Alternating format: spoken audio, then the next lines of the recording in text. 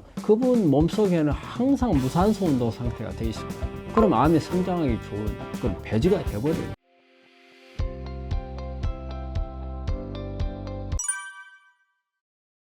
안녕하십니까. 암을 치료하는 의사 문창식입니다.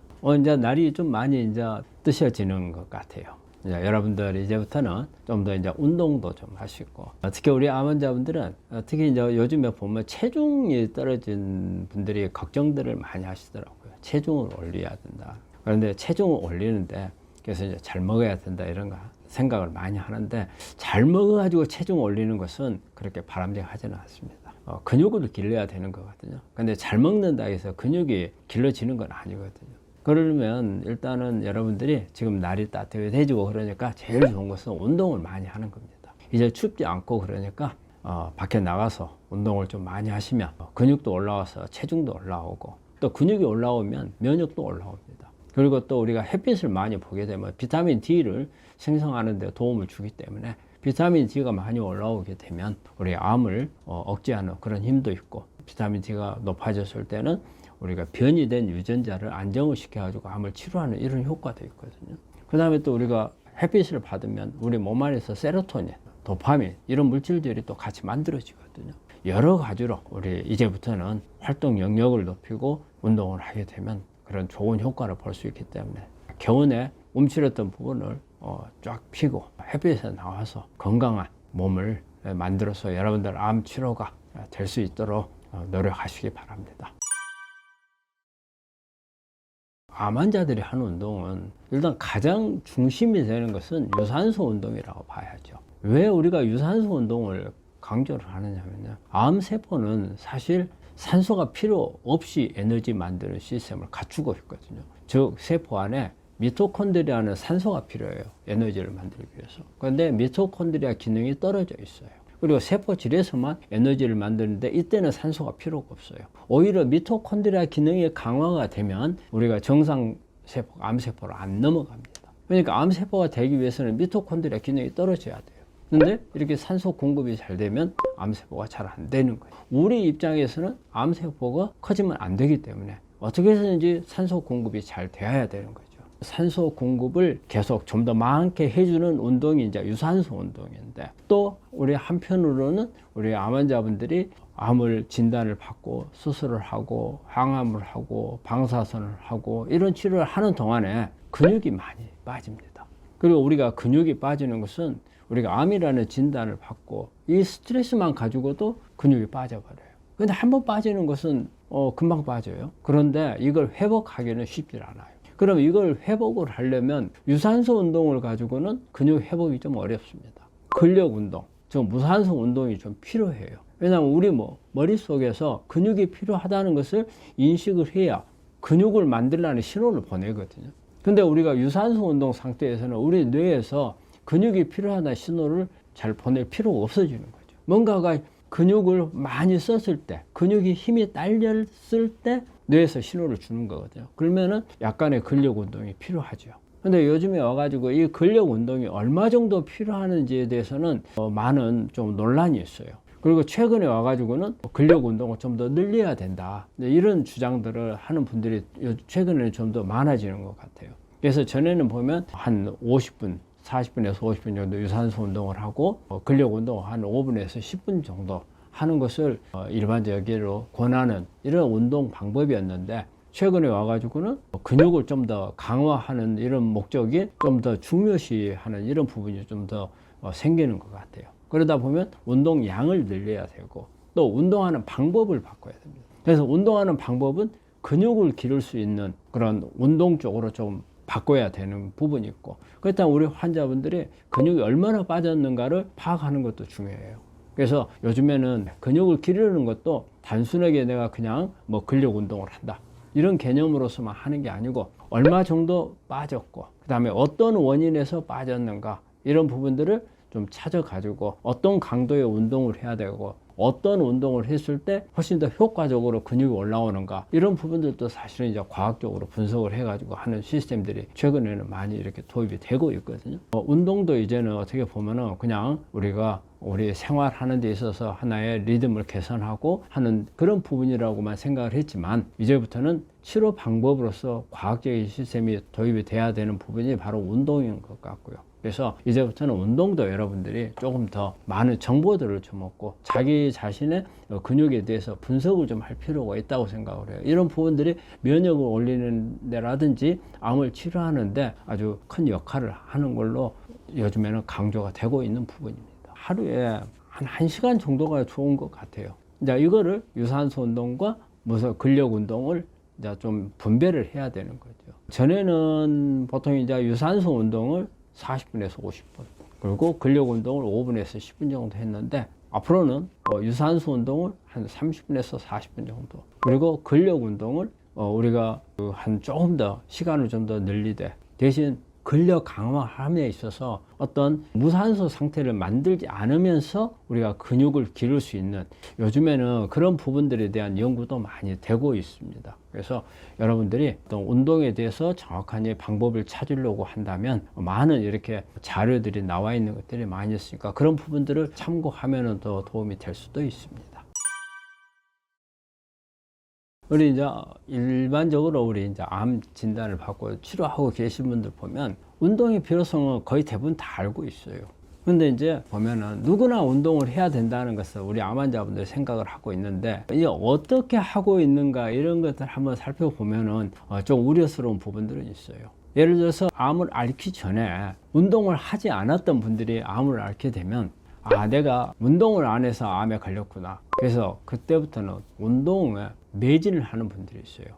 오히려 너무 과하게 하는 분들이 있거든요. 뭐 아침에 나가서 운동하고 오고, 점심때 나가서 운동하고, 또 저녁에 가서 운동을 하고, 하루 종일 운동하면서 사는 이런 분들이 있는데, 그게 정말 좋을 건가? 저는 적당한 운동이 좋다고 생각을 하는데, 의외로 그렇게 하신 분들이 있어요. 평소에 운동을 또 좀 아주 많이 했던 분들은 그게 부족하다 생각해서 거기다 강도를 더 높이는 분들도 있고, 또 어떤 분들은 자기가 운동 때문에 암 걸리는 것은 아니었다는 거죠. 열심히 했으니까.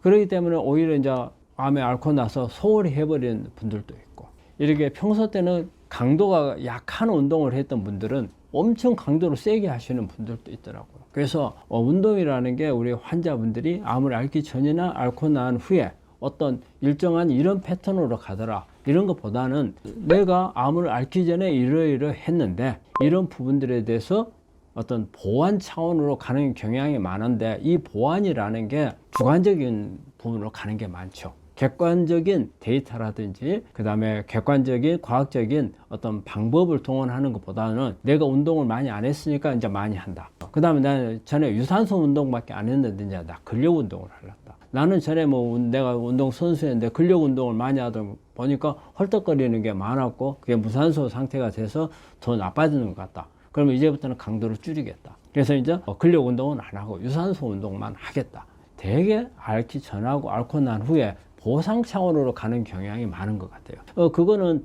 뭐 좋은 결과를 낼 수도 있겠지만 좋은 결과를 내지 못할 수도 있거든요. 그렇기 때문에 좀 전문가들한테 좀 자문을 구하고 가장 자기 자신에 맞는 부분들을 좀 조언을 들어가지고 거기에 맞춰서 하는 게 좋겠고, 암이라는 병은 어때요? 우리가 어떤 연습 게임을 할 수 있는 부분은 없거든요. 모든 게 실전입니다. 실전이기 때문에 그냥 짐작으로 할 수 있는 것보다는 항상 과학적으로 분석을 하고 데이터를 바탕으로, 그리고 가능하면 어떤 좀 과학적인 근거가 있다고 생각되는 이런 부분들을 받아들여서 하는 게 좋다고 생각을 합니다. 우리 암 환자분들이 가장 잘못 알고 있는 것은 잘 먹는다는 것을 잘 못 알고 있죠. 잘 먹는다는 것을. 얼마 전에 우리 환자분이, 이런 환자분이 있었어요. 그분 이제 유방암 환자인데, 나이는 한 70대 이렇게 되신 분인데, 그분이 집에서 이렇게 있으면 좀씩 어지럽대요. 근데 우리 암 환자분들이 어지러운 증상이 많이 나옵니다. 뭐 수술 받고 항암 받고 이러다 보면 자율신경이 좀 손상이 와요. 그래서 자율신경 실조증이 오는 거거든요. 그 교감신경하고 부교감신경의 균형이 깨져요. 그러다 보면 갑자기 이렇게 좀 핑 돌고 일어날 나갈 때, 특히 앉아 있다가 일어설 때 핑 도는 수가 있어요. 그 우리가 정상인 사람들은 우리 교감신경하고 부교감신경이 이걸 딱 밸런스를 맞춰줘 가지고 어지럽지 않게 일어설 수가 있거든요. 근데 우리 암 환자분들이 그런 경우가 있어요. 근데 우리 환자분들이 그걸 두 가지로 생각해요. 하나는 내가 빈혈이 생겼다, 또 하나는 내가 면역이 떨어졌다, 이렇게 생각을 하더라고요. 그래서 빈혈이 생겨서 이것을 올리고 그 다음에 이제 기력이 이게 떨어지고 그랬으니까 올려야 한다 해가지고 잘 먹어야 된다, 이렇게 생각을 하셔서 잘 먹는데, 이분들이 잘 먹는 것을 항상 뭘로 생각하느냐, 고기, 육식을 잘 먹어야 된다.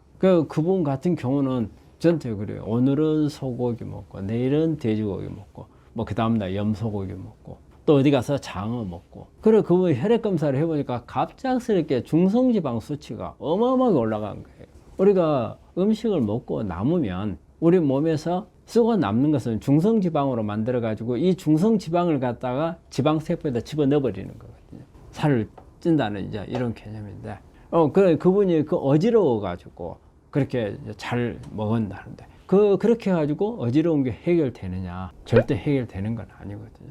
그런데 이렇게 그분들처럼 어떤 어지러운 것만 하더라도 빈혈이 왔고 그 다음에 체력이 떨어졌으니까 보충을 하기 위해서 잘 먹어야 된다. 이 잘 먹는다는 개념을 항상 육식으로 생각을 많이 해요.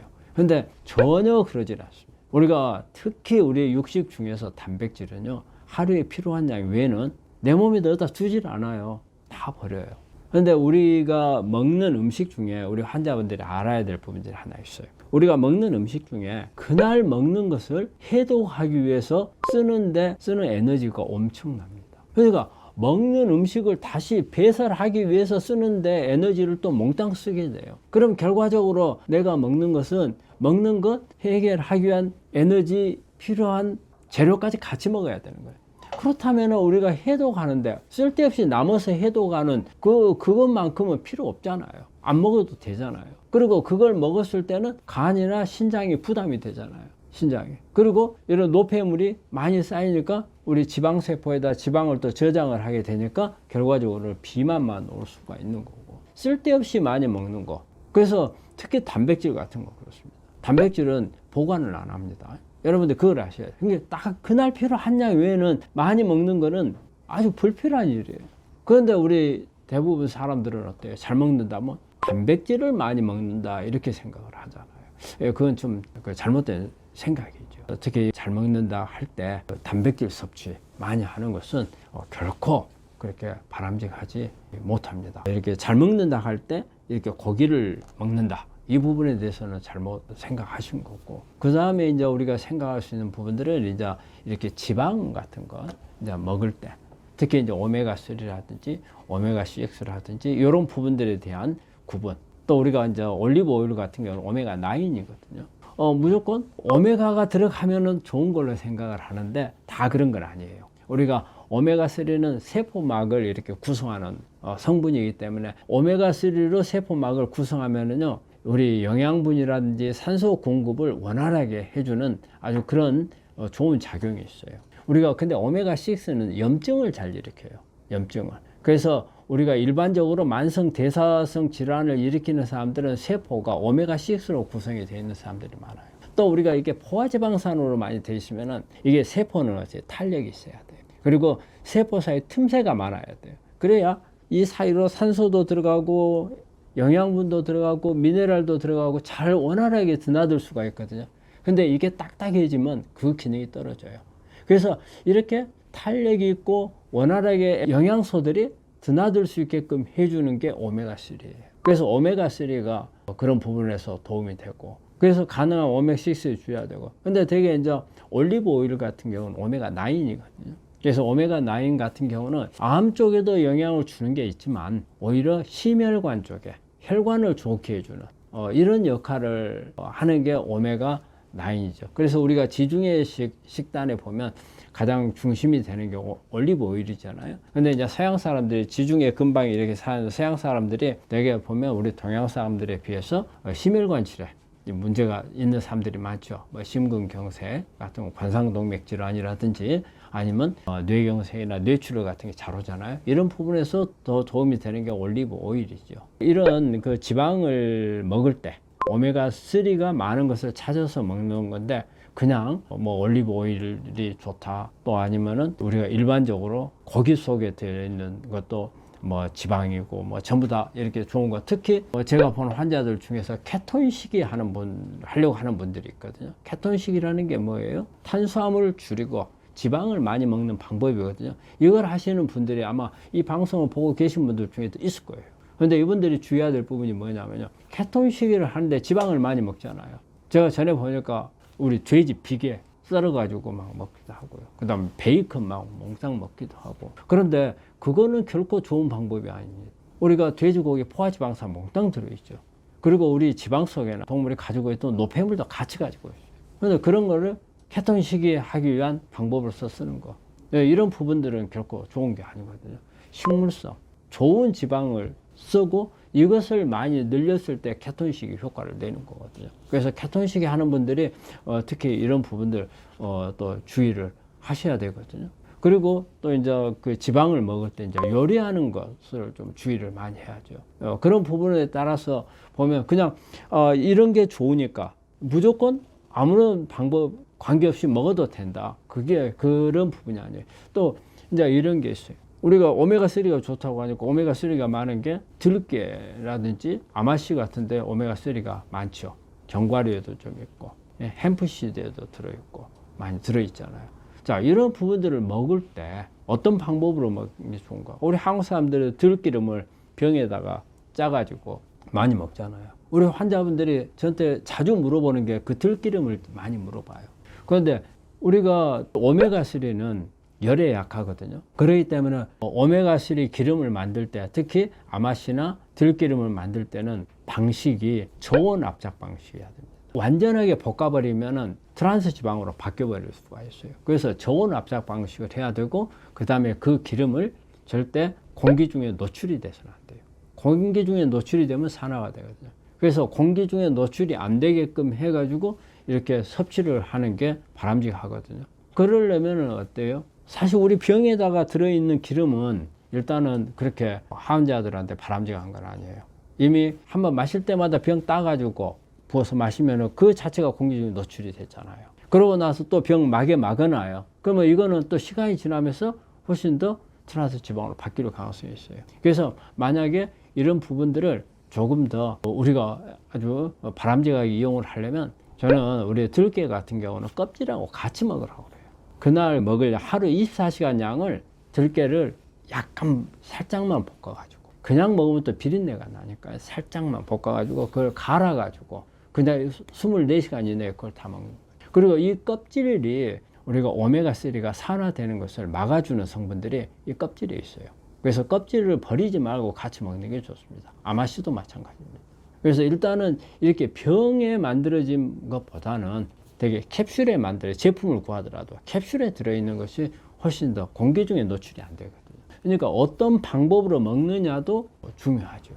그래서 그런 부분들을 우리 환자분들이 보면은 잘 모르는 것 같아요. 그리고 그 외에도 이제 비타민이라든지 미네랄 이런 걸 이제 보충하는 데 있어서도 보면은 이것을 가열해서 먹는 게 좋은 건지, 아니면은 그냥 생으로 먹는 건 좋은 건지, 그런 음식이 어떤 거냐에 따라, 식자재가 어떤 거냐에 따라서 좀 다르거든요. 그 다음에 이렇게 음식끼리 서로 섞어서 먹어도 되는 게 있고, 섞어서 먹으면 안 되는 부분들도 있고, 음식을 먹는 데 있어서도 그냥 무조건 섭취하면 된다가 아니고 여러 가지 방법들, 그 다음에 가공하는 방법들, 그 다음에 또 어떨 때 먹는가도 이렇게 중요합니다. 그런 부분들을 내가 먹고 있는 음식들을 한번 살펴보면서 어떤 방법이 가장 좋은가를 이렇게 여러 가지 서치를 하다 보면 나올 수가 있거든요. 그렇게 해서 드시는 게 바람직하고, 그런 부분들을 우리가 조심해야 될 거라고 생각합니다. 우리가 잘 먹는다는 개념은 양으로 잘 먹는다는 게 아니고 질로 잘 먹어야 된다는 거죠. 또 질이라 하더라도 내 몸에 맞춰서 먹는 게 잘 먹는 거죠. 내가 뭐가 부족하지? 내가 근육이 많아. 그러면 내가 근육을 늘릴 필요는 없잖아요. 그때그때 나한테 필요한, 오히려 이제 암을 억제할 수 있는 이런 방향으로 나가야 되고, 또 근육이 부족해서 근육을 길러낸다면 근육에 맞추는 그런 부분들이 잘 먹는 거지. 그러니까 양을 잘 먹는 게 아니고 질적이면서 나한테 필요한 것들을 먹는 게 잘 먹는 거라고 생각을 하는 거죠. 그러니까 운동을 열심히 했는데 암에 걸렸다. 그러니까 이런 분들이 이제 종종 그런 말이, 아니 내가 운동도 열심히 하고 있는데 내가 왜 암에 걸리느냐, 이제 이런 말씀을 하시는데, 제가 이제 사례를 하나 말씀을 드릴게요. 한 분이 오셨는데, 그분이 자기 여동생하고 같이 왔어요. 그래서 여동생이 유방암이에요. 유방암에 대해서 한참 상담을 하고 하면서 제가 이제 운동에 관한 이야기를 한 거예요. 뭐 유산소 운동을 어떻게 하고, 그 다음에 뭐 근력 운동을 어떻게 하고 하니까 옆에 있던 오빠가, 아니 원장님, 그러면 저는 왜 암에 걸렸어요? 그래서 왜요? 그랬더니 자기가 대장암이었다는 거예요. 근데 자기는 일주일에 5일간 종주 등반을 한대요, 산에서. 그리고 거의 산속에서 산대요. 그러면 자기가 그 운동 열심히 했고, 산속에서 좋은 음식들 찾아서 다 먹어, 주로 채식 많이 했고, 그 다음에 산속에 있으면 산소 농도도 높고, 아니 내가 암에 걸릴 이유가 없지 않느냐, 이런 말씀 하시더라고요. 그래서 제가 그랬어요. 환자분은 그래서 암에 걸렸다. 이제 가장 뭐 여러 가지 원인이 있겠지만, 그 사람이 원래 가지고 있는 어떤 가족적인 부분이라든지 가족력 같은 거, 또 아니면 그 사람의 생활 습관이라든지 이런 다양한 요인들이 있겠지만, 저한테 이야기하는 부분은 이제 운동을 가지고 이야기를 했기 때문에 내가 이제 그 말을 했죠. 그래서 걸렸다, 그런 말을 했어요. 왜냐하면 종주 등반을 하게 되면 하루 종일, 그것도 날마다 일주일에 5일씩 한다고 했으니까요. 그러면은 땀 뻘뻘 흘리고 헐떡거리고 막 다리라든지 이게 어깨라든지 이게 뻐근해질 정도의 운동을 했을 거라는 거죠. 그러면 그분 몸속에는 항상 무산소 운동 상태가 돼 있을 거 아니에요. 그럼 암이 성장하기 좋은 그런 배지가 돼버리는 거예요. 그럼 당연히 암을 올 수 있는 원인이 되는 거죠. 너무 이렇게 운동을 과하게 하신 분들은 저는 그것도 암을 발생하는 데 있어서나 암을 치료하는 데 있어서나 좋지 않은 방법이라고 생각을 해요. 암은 항상 저는 이제 산소 공급이 잘 돼야 된다는 것을 말씀드리는 거거든요. 그러려면 우리가 들이마시는 산소와 몸 안에서 에너지를 만드는 필요량과 이게 딱 맞아야 되거든요. 그런데 부족하게 되면 결과적으로는 우리 몸 안에서 산화물이 몽땅 만들어지는 거고, 또 정상적인 미토콘드리아 대사가 안 되니까 우리가 세포질에서 만드는 무산소 과정을 통한 에너지 만드는 시스템이 작동을 하게 되는 거고, 그러게 되면 암을 발생시킬 수도 있고 암을 악화시킬 수도 있는 그런 요인이기 때문에 운동하고 관련해서는 저는 과격한 운동은 그렇게 바람직하지 않다고 생각을 합니다. 체중이 빠지는 데 있어서 운동을 해서 체중이 빠지는 거와 운동을 해서 오히려 체중을 늘리는 거, 그거는 이렇게 생각을 해야 돼요. 우리가 운동을 하니까 체중이 빠지더라, 그 말은 그 지방이 빠진다는 것을 의미하거든요. 우리 몸무게에서 지방이나 단백질 이런 부분들이 우리 몸의 뼈라든지 이렇게 인체를 구성하는 물질이기 때문에 지방이 늘어나도 체중이 느는 거잖아요. 그런데 우리가 지방이 늘어나서 늘어난 체중은 아무 의미가 없는 체중이에요. 오히려 마이너스가 되는 부분이거든요. 만약에 체중이 빠졌는데 근육은 그대로 있고 지방만 빠졌다, 그거는 나쁜 게 아니고 좋은 거죠. 체중이 줄어드는 것에 대해서 걱정할 필요가 없죠. 근데 무조건 우리 환자분들은 체중이 줄어들면 불안해하죠. 근데 운동을 해서 체중이 줄어들었다 한다면 그거는 걱정할 필요가 없는 거고요. 그리고 또 이제 반대로 체중이 이렇게 이제 줄어 있는 사람이 체중을 늘릴 때 잘 먹는 걸 생각을 하는 분들이 많아요. 체중이 암 때문에 뭐 한 10몇 킬로가 빠져서 잘 먹어야 된다, 그래가지고 날마다 막 고기 먹고 막, 그 다음에 칼로리도 평소에 먹던 거 한 2배로 먹고 이렇게 먹는 게 도움이 되는가? 그건 아니거든요. 그래서 우리가 하루에 필요한 양을 먹고 남는 것은 어때요? 그날 뭐 배설해버리거나, 그리고 배설하고도 다 안 빠져나가는 것은 내 몸의 지방에다가 다 지방세포에다 다 저장하잖아요. 그러면 이게 체중은 올라가겠죠. 하지만 지방만 올라간 거예요. 이 지방이 올라간 거는 결과적으로 어때요? 암세포는 원 없이 갖다 쓸 수 있는 창고가 돼버리는 거예요. 그러니까 한마디로 암세포가 몽땅 갖다 쓸 수 있는 창고만 만들어주는 꼴이 되죠. 근데 우리 몸은 실제적으로 가장 많이 쓰는 것은 근육에 가장 많이 써요. 그 다음에 뇌가 써요. 근데 뇌는 거의 일정에 쓰는 양. 그러면 근육이 많아서 근육이 써줘야 되는 거예요. 근데 우리가 체중이 저하된 사람들 중에서는 이게 이제 근육이 약해졌단 말이에요. 못 써요. 그러면 이때 체중을 늘려야 된다고 생각한다면 뭐냐면 우리 에너지 소비할 수 있는 것을 늘려줘야 되는 거예요. 그게 바로 근육이에요. 그래서 근육을 늘려가지고 체중을 늘려야 되는 거예요. 근데 근육을 늘리려면 그냥 근육이 늘어나라 하면 늘어나는가요? 그건 아니죠. 그 잘 먹는다고 해서 근육이 늘어나는 거예요? 절대 아닙니다.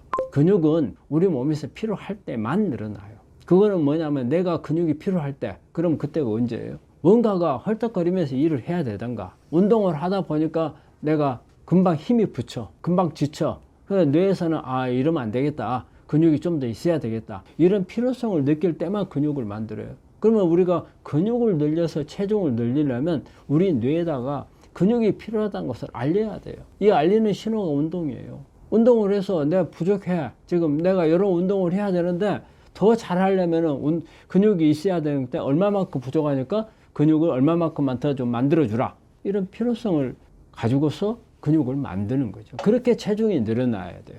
그래서 우리가 체중을 늘리는 것은 잘 먹어가지고 그냥 키로수만 늘리는 거, 지방만 늘리는 것은 사실 우리가 원하는 체중을 늘리는 방법이 아닙니다. 근육을 길러서 근육이 늘어난 만큼 체중이 늘어야 된다는 겁니다. 그게 중요한 겁니다.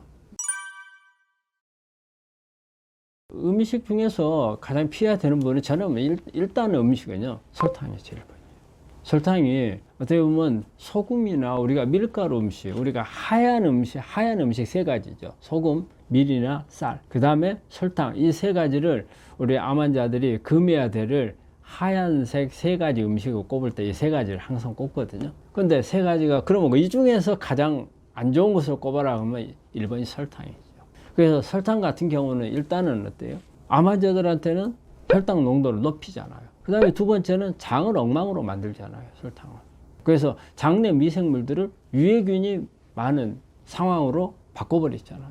장 안에 여러 가지 점막 손상이라든지 이런 부분들 유발을 하고, 또 장내 미생물들이 나쁜 균으로 하다 보면 우리 몸에 좋은 이런 성분들을 장에서 만들어내지를 못하고, 그 결과적으로는 면역을 떨어뜨리고, 그래서 면역이 떨어지면서 암에 대해서 성장을 촉진해 버릴 수 있는 그런 것도 되고, 그리고 또 항암을 한다거나 했을 경우에 이 장을 악화시킴으로써 이제 사용한 항암제 내성을 촉진시켜 버리는 이런 효과들도 같이 가지고 있거든요.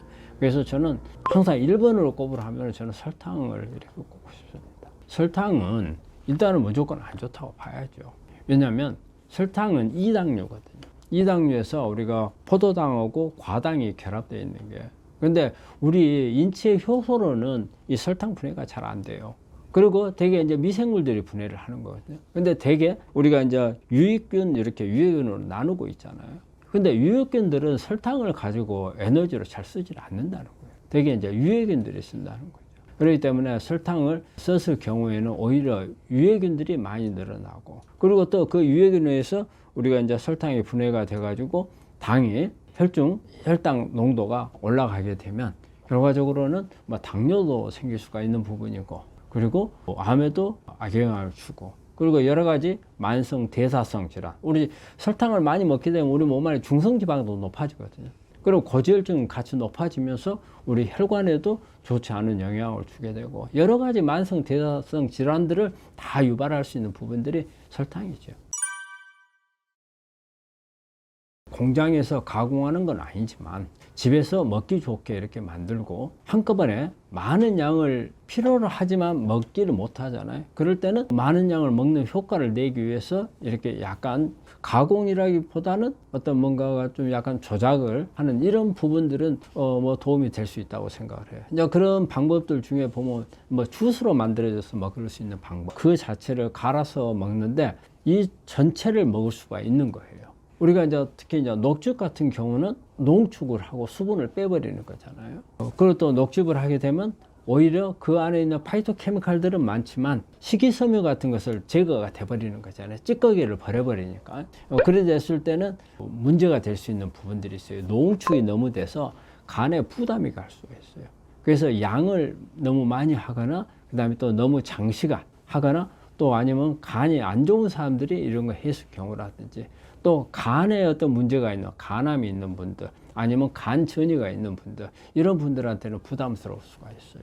그런 녹즙 같은 경우는 그렇고, 근데 주스 같은 경우는 이 안에 어떤 채소나 과일들이 가지고 있는 것을 전부 다 그대로 가지고 있고, 또 식이섬유도 같이 가지고 있으면서 이걸 먹기가 좋게 좀 부드럽게 만들어주는 이런 부분들은 또 농축이 된 게 아니거든요. 이런 부분은 좀 괜찮을 것 같아요. 그래서 야채 주스를 많이 만들어 먹는 거, 이런 부분들이 괜찮고, 녹즙을 하는 것은 녹즙은 좋죠. 하지만 항상 주의할 게 농축이라는 것을 주의를 하셔야 되고, 그 다음에 또 우리가 이제 액기스를 내 가지고 하는 부분이 있거든요. 액기스를 내서 이렇게 하는 부분들도 나쁘진 않아요. 하지만 액기스도 약간의 농축이고 안에 있는 식이섬유가 제거되는 이런 부분들. 그리고 이제 또 방법에서는 이제 익혀서 먹느냐, 이제 그대로 먹느냐, 이런 부분들인데, 그거는 이제 목적에 따라서 달라요. 내가 항산화 성분이 많이 필요하다 했을 때는 생으로 먹는 게 좋겠고, 근데 우리가 항산화 성분 중에서 특히 이제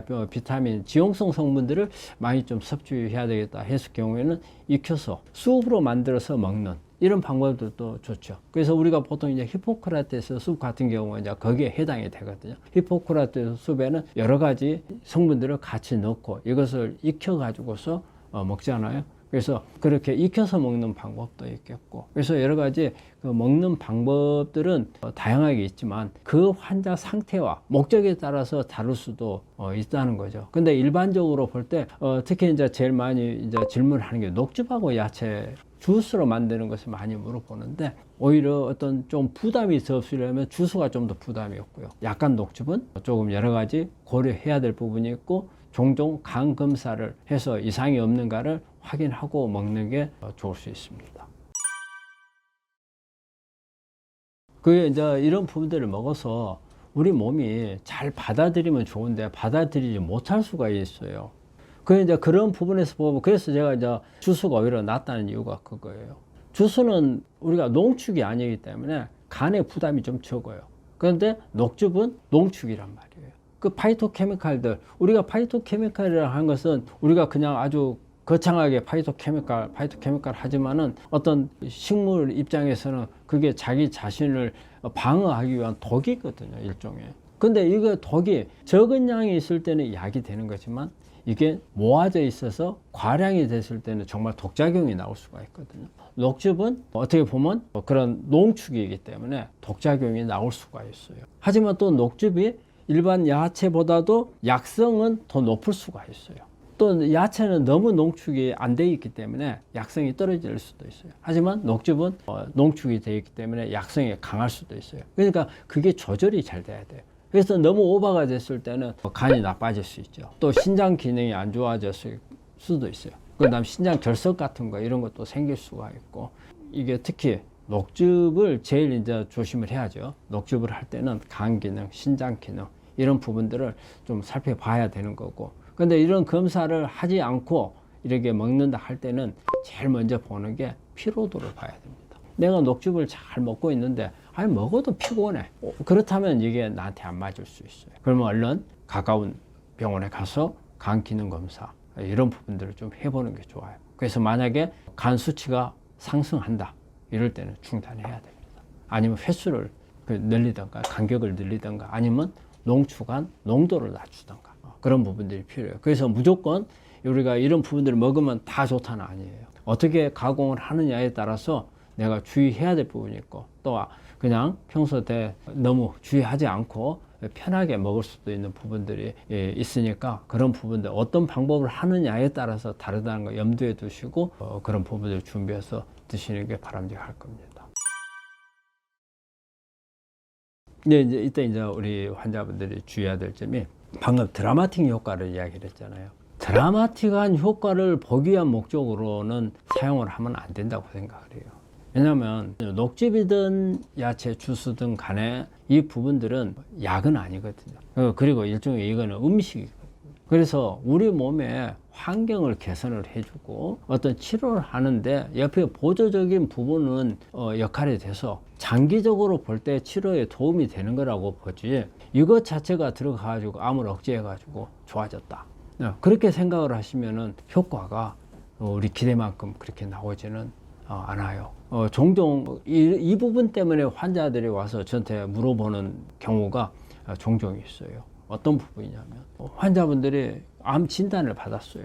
진단을 받고 뭐 1, 2기 대개 이제 막 2기, 3기 넘어가면은 이제 사람들이 겁도 나고 그래서 대학에서 하자는 대로 하는데 1, 2기 이런 분들이 의외로 이런 분들이 많이 찾아와서 하는 이야기가 뭐냐면 내 이거 수술 안 하고 이렇게 어떤 음식이라든지 운동이라든지 이런 부분들을 해보려고 하는데 어떻느냐 이거 물어보시는 분들이 있어요. 그러면서 이분들이 꼭 항상 본인들이 실험을 해보고 와요. 내가 암이 진단을 받고 이 음식 가지고 해서 치료해보기 위해서 이렇게 했는데 의외적으로 컨디션이 좋아지고 내가 암이 다 좋아져 버린 것 같다. 실제 이제 검사도 안 해보고 이런 분들이 있어요.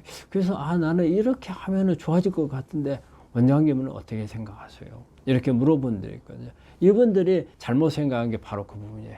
이게 약 이상의 효과를 낸다고 생각하는 부분. 그래서 이걸 하면은 좋아질 거다. 내가 이걸 했으니까 또 어떤 분은 이런 말씀을 하세요. 내가 한번 이제 검사를 한번 해봐야 되겠습니다. 틀림없이 암이 없어져 버릴 가능성이 있습니다. 이런 분들이 있거든요. 그러면 이 음식이 완전 약의 효과를 낼 수 있다고 이렇게 생각하시는 분들이 많거든요. 아주 드물게는 뭐 그럴 수도 있겠죠. 하지만 통계적으로 볼 때 대부분의 경우에 있어서는 보조적인 영향입니다. 내 환경을, 내 몸 안에 나쁜 환경을 개선을 해주던가, 그 다음에 어떤 염증이 생길 수 있는 부분을 좀 막아주던가, 또 아니면 우리가 암이 만들어내는 이런 산화물들을 제거를 하거나, 아니면 산성도를 만들지 않게끔 해서 치료가 면역이 높여주고, 또 암에 어쨌든 억제할 수 있는 그런 힘을 줄 수 있는 그런 부분이라고 생각을 해야지, 이게 암을 없애버렸을 거다. 궁극적으로 우리가 암을 치료하기 위해서 쓰는 건 맞아요. 하지만 단시간에 약만큼의 효과, 수술만큼의 효과를 낼 거다가 이렇게 생각하시면 그거는 아니라고 봐요. 분들은 음식은 보조적인 부분이에요. 그리고 장시간 이렇게 꾸준히 하는 분들을 보면 상당히 좋아지는 분들이 많아요. 같은 기수였고 출발점은 같았는데 어떤 분들은 악화되는 분들이 있는 반면에 관리를 잘하는 분들은 오히려 자기가 가지고 있는 기수보다 훨씬 좋아지는 이런 케이스들을 제법 많이 보고 있거든요. 관리를 하고 안 하고 음식을 어떻게 먹느냐, 그다음에 운동을 어떻게 하느냐, 이런 부분들이 영향을 주는 것은 우리는 그런 부분에서 환자한테서 느끼고 있거든요. 그리고 효과가 제법 있는 걸로 봐요. 하지만 단시간에 되는 건 아니라는 것을 꼭 우리 환자분들이 염두에 두었으면 합니다. 일단 항산화 물질들이 풍부한 것은 대개는 보면은 일단 우리 채식에 많다고 봐야죠. 채식에. 그래서 항산화 물질들 보면 우리가 대표적으로 생각하는 게 비타민 C, 그 다음에 이제 비타민 A, 그 다음에 이제 비타민 E. 그래서 이제 비타민 A나 그 다음에 비타민 E 이런 부분들은 이제 지용성이고, 비타민 C나 비타민 B 이 계통은 수용성. 그리고 또 항산화 물질에 해당이 되는 게 우리가 일반적으로 이제 비타민 D 같은 경우는 그 항산화 물질이 아니라고 생각하는데 비타민 D도 항산화 물질이죠. 그리고 우리 몸에서 이제 만들어진 이제 글루타치온이라든지 그리고 이제 코큐틴이라든지 이런 부분들도 다 항산화 물질이죠. 항산화 그 성분이 많은 것은 이런 성분들이 대개는 육식에는 별로 없어요. 거의 채식에 있죠. 채식을 많이 하는 사람들은 이런 부분들을 충분히 얻을 수가 있기 때문에 괜찮은데, 채식을 아주 싫어하는 사람들은 따로 보충을 해야 되는 거죠. 특히 암을 가지고 있는 분들은 안에서 많은 산화물들이 만들어지거든요. 암이 성장을 하면 할수록 안에서는 산화물이 많이 만들어져요. 즉 우리가 포도당 대사를 하는 가운데서, 암은 포도당을 가지고 에너지를 쓰니까 가운데서 젖산을 많이 만들어내요. 젖산은 우리 몸을 산성화도 만들면서 여러 가지 산화물들을 같이 배출해내기 때문에 이런 부분들을 제거하기 위해서는 항산화제가 많이 필요하죠. 일단은 결론적으로 말씀드리면 항산화제를 우리가 먹고 있는 채식 속에 거의 대부분이지, 육식은 거의 항산화제는 없어요.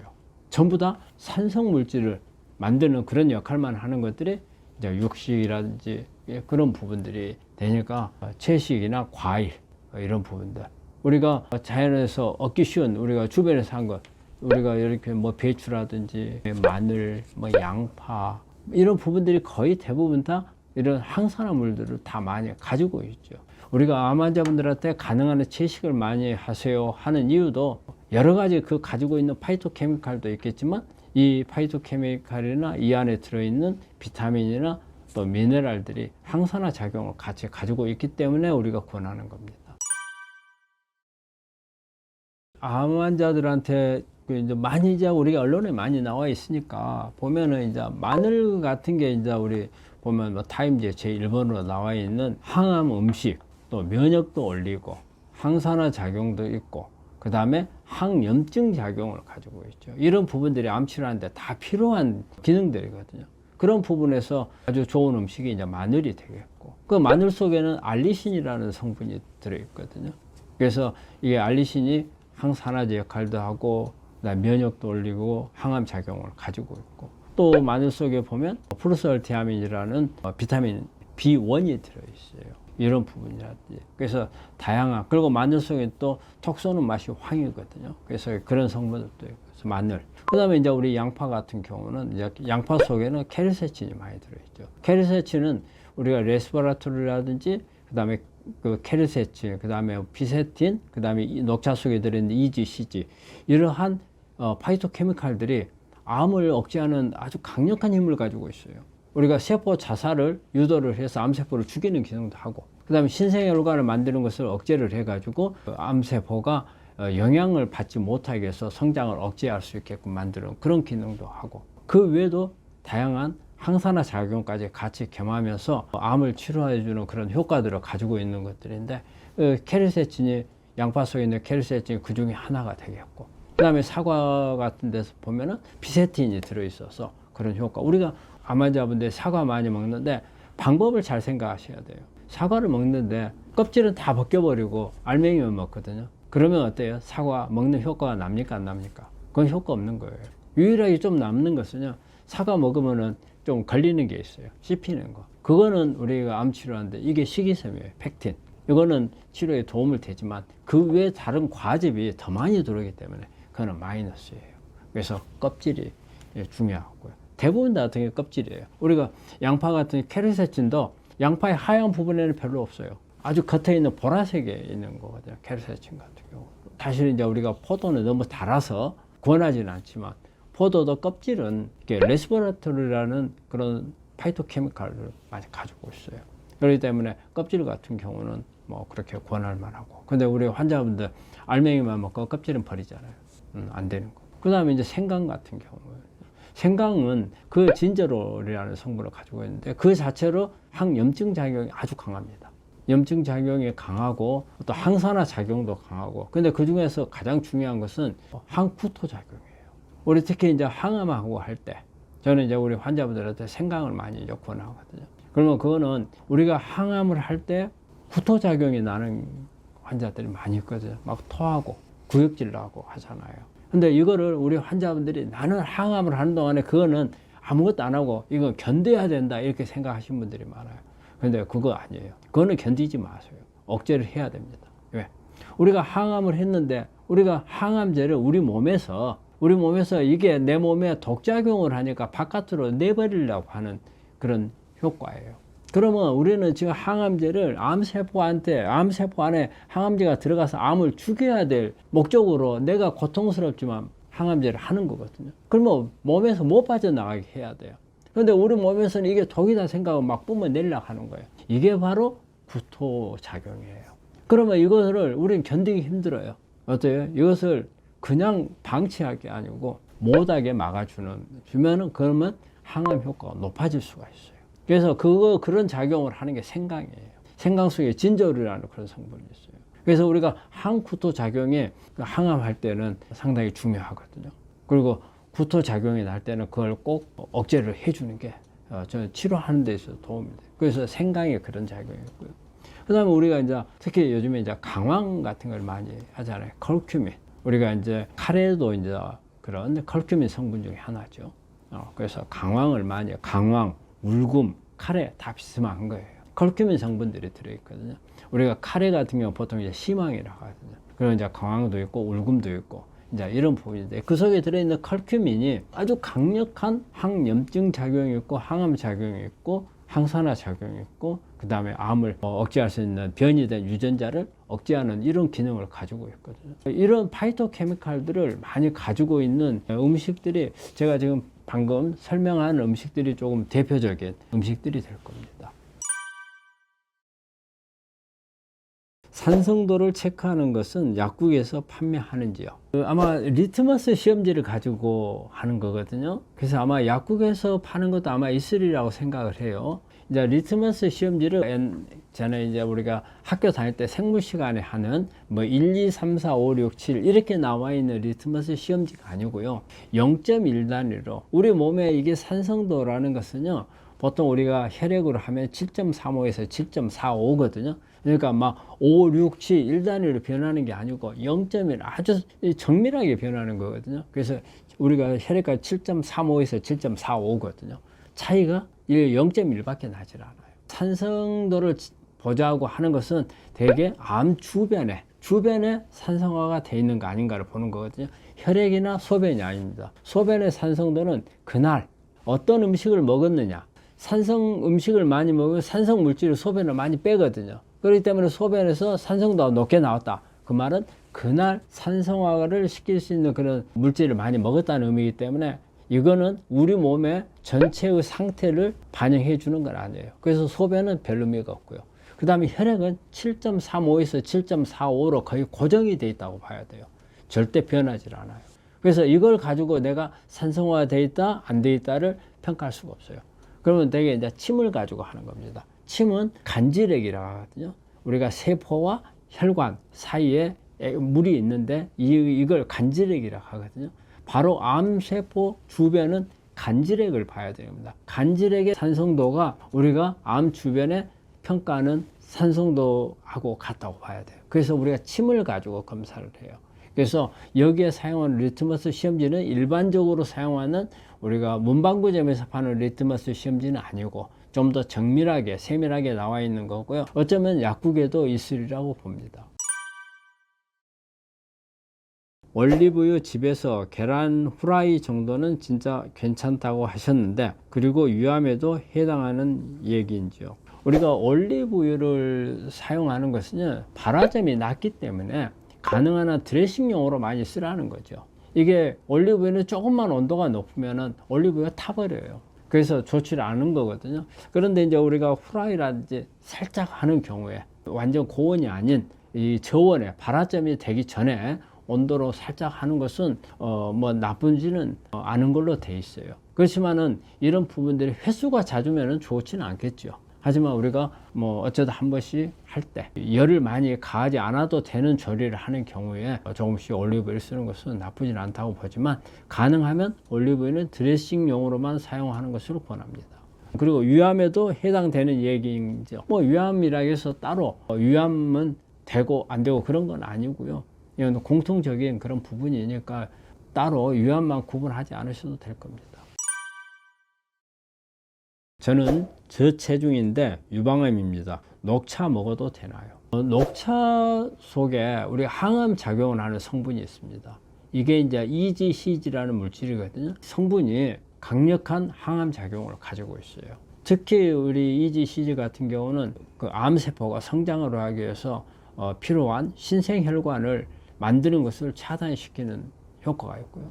그 다음에 변이된 유전자들을 조절하는 효과가 있고, 그 다음에 항산화 작용도 있고, 그리고 항염증 작용도 가지고 있고, 그래서 아주 우리 암 환자들한테 권할 만한 그런 성분이죠. 근데 이제 이분이 볼 때는 이제 체중하고 이렇게 관련해서 저체중이라 하는데, 우리가 사실 다이어트용으로 사용을 할 때 녹차 제품을 쓰거든요. 이런 이제 녹차 성분 속에 카페인이 들어있거든요. 카페인이 이제 그런 작용을 하기 때문에 내가 체중을 올려야 된다고 생각을 할 때 너무 저체중이었을 경우에는 녹차를 하는 것보다도 녹차와 같은 항암 효과를 낼 수 있는 물질도 다양하게 있거든요. 근데 이거는 어떻게 보면 지방을 태우는 효과도 약간 있다고 봐야 되니까 오히려 체중은 올리는 데는 방해가 될 수도 있을 것 같아요. 그래서 너무 저체중이라면 이런 부분들은 다른 걸로 대체하시는 것도 권할만 하다고 생각을 합니다.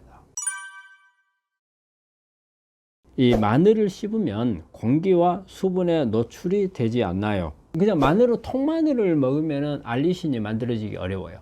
우리가 알리신이라는 우리가 마늘이 가지고 있는 가장 좋은, 우리가 마늘을 먹는 주 목적은 이 알리신을 먹기 위해서 한 거거든요. 근데 이 알리신을 만들어지는 것은 알린이라는 마늘 속에 있는 성분하고, 그 다음에 알리나제라는 이 효소가 있는데, 이 알린이 알리나제에 의해서 알리신으로 바뀌는 겁니다. 근데 바뀌려면 알리나제라고 하는 효소가 활성형으로 바뀌어야 돼요. 이게 바로 빛을 받거나 공기하고 접촉이 돼야 돼요. 특히 이제 물하고도 접촉을 하거나 이런 부분이 돼야 그 효소가 활성형으로 변하거든요. 그게 이제 바로 우리가 편육을 내거나 으깨거나 하는 이유거든요.